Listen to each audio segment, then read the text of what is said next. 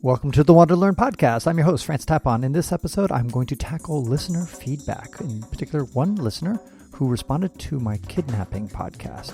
He said, I enjoyed the Kidnapping podcast, and I want to share you my thoughts, but not in a public forum, as they could be perceived as negative, and no one needs negative public criticism.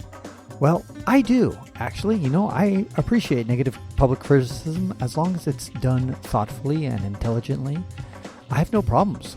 In fact, if you go to my most controversial article, the El Camino de Santiago sucks, or 10 reasons why it sucks, I let all the public criticism go on there. I publish everything. They call me a fucking asshole. They insult me. They all sorts of incredible insults that people lobby my way. And I put it up there. Even though it's not very constructive, I've got thick skin, I appreciate this person's sensitivity, but I have no problems airing out some negative comments that people may have and talking about them. So, he says, that said, I know you want some real reactions, and so here's mine. I was a bit underwhelmed by the author Olaf Ofstad.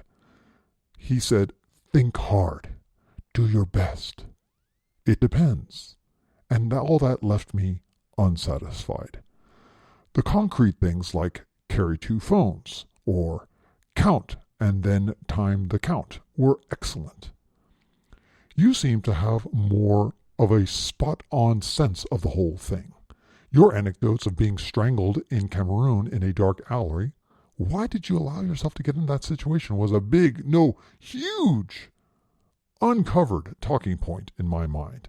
And walking briskly away from a seeming certain kidnapping in Central Africa were 2 big booms that left listeners like me saying, hey, tell us more. And you lived this for real. Was it a false sense of security in Yaoundé and you were off your game? Or you just didn't give a fuck that day? Or like one night in the slums of Kathmandu, I was practically out looking for a fight due to stress from my ex.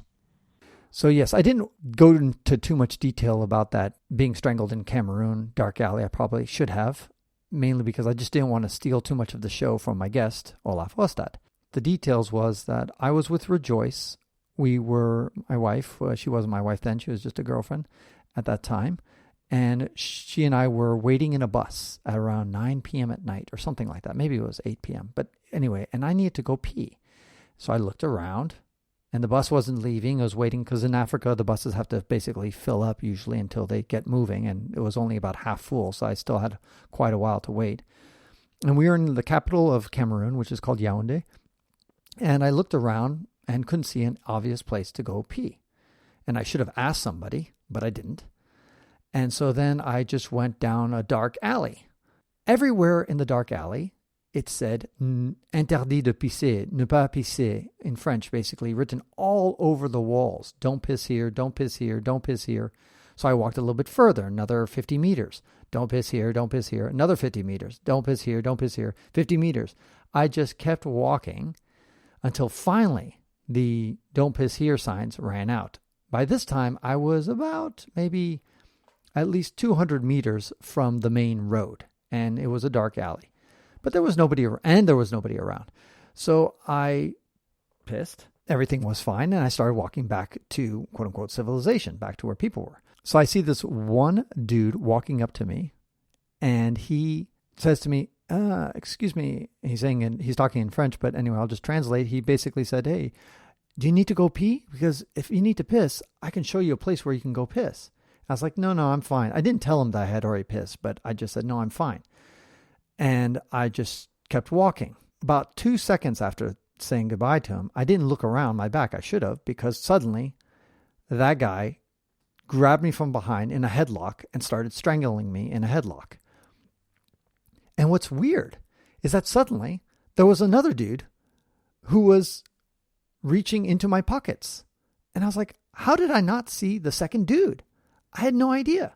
So this 20-something-year-old, big, strong dude was strangling me, and another strong dude was picking through my pockets. And they quickly grabbed my wallet, which only had like $10 in it, and no ID because I'd already put my ID and my $1,000 of cash in my money belt.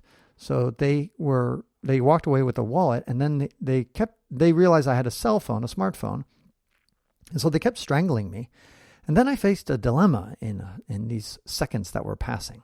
I could either raise both my arms to rip off the man's hands that were strangling my neck, so I could basically use both of my hands to get his one hand off of me. But if I did that, I'd basically forfeit my smartphone. So as intelligent as I am, I decided I'd rather save my smartphone than save my life. So I decided to keep my hands, both of my hands, on top of my smartphones in my pocket, while the other guy was trying to push those hands away from my pocket so he could get my smartphone. And he managed to pull my hand out of my pocket, but then I moved the smartphone right into my groin, basically right where my balls are, and just holding it there with both of my hands while being strangled. This was going on for a few seconds. And the funny thing about being strangled, I'd never been strangled in my life. And what's fascinating about it is that you can't breathe, which is kind of expected. But what I just hadn't never thought about is that you can't even say anything. You can't speak. You can't yell. You can't scream. So I was trying, of course, to scream and yell, but I couldn't. Nothing would come out because, of course, this guy was strangling me. And I just never thought about the concept of when you're strangled, you can't say anything. I always thought, okay, you can't breathe, but of course you could scream, which of course makes no sense. But anyway, I quickly learned the lesson there that that you can't speak much when you're getting strangled. And I still pugnaciously held on to my cell phone. And this young guy, he was just doing everything he could to rip it out of my hands, but I just was not letting up. At the same time, I was just trying to twist my neck to wrench myself free from this guy's grip. And somehow, that's exactly what happened. I somehow broke free from his grip enough to yell out and scream. Now, they were still on top of me, but then within like 5 seconds, maybe 10 seconds, a dude came out of the corner. And suddenly they must have seen him. I didn't see him come in the corner, but all of a sudden they just got these thieves just ran away. Now, the whole situation lasted for maybe about 10 seconds or maybe 20 seconds. But that's a long, long time when you're being strangled. It feels like forever and you can't breathe and you're exerting yourself. It was a really, really long time. Anyway, thank God I broke free and the guy did not get my smartphone. And the guy in the alleyway, he kind of almost ran away from me because he thought that maybe I was going to attack him. I was like, no, I'm not. And I was a little bit of cuts to my feet because I was wearing flip-flops and the ground was kind of hard. And so I got a little bit of cuts. And my throat took about a week to recover fully. It was very sore for about a week. But other than that, I only lost $10 and took on two young, strong dudes in their 20s. How about that? I felt pretty proud about that. But of course, stupid for having picked fight when I was faced with the fight or flight response. And why did I do that? I don't know. Instinct just took over. I don't know.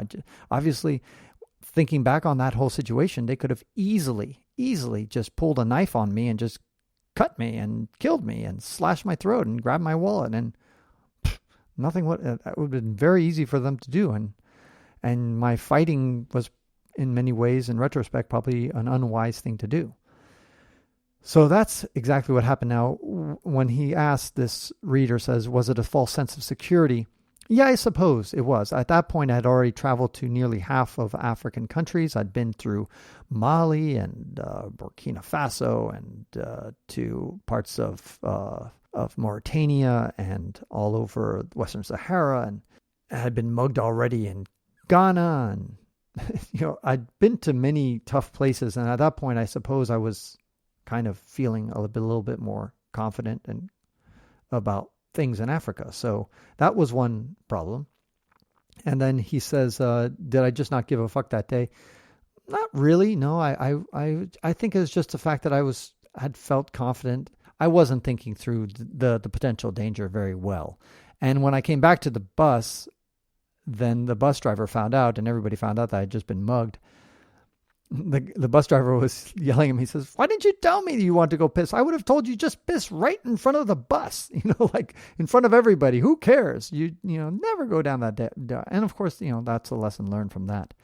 So I definitely wasn't looking for a fight. I wasn't looking to put myself in danger. It's not like anyway, that was not the intention at all. Let me continue with his note. He says, "But I guess what I was hoping for were recommendations on should you arrange a tour guide in advance or let him know of your hotel or not. Is the Uber, Bolt, Taxify safer than normal taxis? And that acquaintance in the USA that you wanted to link up with their husband's brother who will protect you, should you take that offer or not? Where is the best place to hide your valuables in your hotel room? Safe or the fridge or under the mattress? These are kind of pre-trip thoughts and critical decisions I bet we all have. Above all, is not a criticism of you at all, and his work is certainly valuable and I learned from it. Just think maybe there was an opportunity, and maybe in a chapter in your forthcoming book or a future article, or heck, let's co-write one, to hit home some of the really relevant stuff. Great job on that podcast. It's a big public service for us travelers." So that was the message, and I presented that whole message to Olaf Ofstad, who was doing this whole podcast with me about the kidnapping. By the way, this whole podcast doesn't make sense, of course, if you haven't listened to that podcast to begin with. He says, "Here's my response, Francis. While I'm happy to observe that the listener found some of my concrete advice excellent, I note that he was less happy with some of my general advice. Obviously, many situations demand a concrete, to-the-point answer. If he reads my book, he will find a lot of them. I believe I've offered concrete advice wherever that makes sense. There are, however, situations where specific advice is futile or even dangerous. When Bear Grylls states in no uncertain terms that the assault phase is the time to fight, his advice could, in principle, get him into legal responsibility. Why? Someone might follow his advice and fight without a snowball's chance of getting out of the fight, I suppose. The kidnapping ordeal may imply a range of situations where concrete advice is counterproductive and possibly dangerous. When asked for the single most important advice I can offer anyone who might get kidnapped, my answer is to keep a clear and cool mind. That enhances the chances that you will make intelligent decisions and get out alive. Easier said than done? Obviously. That is why I offered training, and that is why I wrote Surviving Kidnappers. For any difficult situation in life, preparedness can make a huge difference. The listener has raised a couple of specific questions. One of them is, should I arrange a tour guide in advance or let him know about your hotel or not? The answer is that when traveling in dodgy areas, you should have an anchor, someone you trust, and keep updated on where you go and where you stay. That someone could be a friend, a family member, or a colleague. Whether a tour guide is reliable enough, you will have to assess. You will find more on this topic in my book. Another question was, is Uber or Bolt or Taxify safer than a normal taxi? I'm sorry to disappoint you, but this varies. In Jakarta, I would take a Silverbird or, second best, a Bluebird. In Delhi, an Uber is much safer than an ordinary taxi. The key question is, which taxi is part of the best structure and control and has a history of safe transport? My book otherwise offers very specific advice on how to use taxis. How should you relate to that acquaintance in the United States that wanted to link up with their husband's brother who will protect you? This question has no general answer. It is all a matter of trust. If you need protection, Make your own inquiries before you decide. And finally, the question was, where is the best place to hide your valuables in a hotel room, safe, or fridge, or under the mattress? The safe is generally safer. Only make sure it is properly bolted to the wall. I have seen some that were not. The listener is obviously genuinely interested in the topic, so we should not waste each other's time. Read Surviving Kidnappers and get wise. He gives me a smile. So that's it. That's the message from Olaf responding to listener feedback regarding the kidnapping episode. If you haven't listened to it, definitely check it out. I do find it quite useful. And I think the original critic, the person who wrote the article, also admitted that it was useful. He just disliked when he got general advice, which I understand both sides of the issue. I appreciate Olaf for taking the time to respond, and I hope that was useful to you. If you have other questions, whenever you listen to any of my podcasts with any of my guests, I always encourage you to ask questions, and I will try to respond them here in the podcast. You can send me an email at ft@francistapon.com. This is Francis Tapon encouraging you to wander and learn, but not get kidnapped or piss in a dark alley. And that concludes this episode of the WanderLearn podcast, where we explore travel, technology, and transformation. If you'd like to see the show notes with links to what we talked about, or if you'd like to comment on the show, or if you'd like to ask me a question, then go to WanderLearn.com and click on this episode. If you'd like to connect with me, just remember ftapon. That's my first initial and my last name. ftapon is the username I use on all social media. You can also get to my website by going to ftapon.com. And here's one last reason to remember ftapon. If you like what I do and would like to get rewarded for supporting my projects, then go to patreon.com/ftapon. That's where you can pick up some remarkable rewards for as little as $2 a month. And now for 5 quick favors. Number 1, subscribe to the WanderLearn podcast. 2, download it. 3, share it. 4, review it somewhere. And 5, sign up for my newsletter at WanderLearn.com. Our theme music was composed by Eric Stratman. This is Francis Tapon, encouraging you to wander and learn.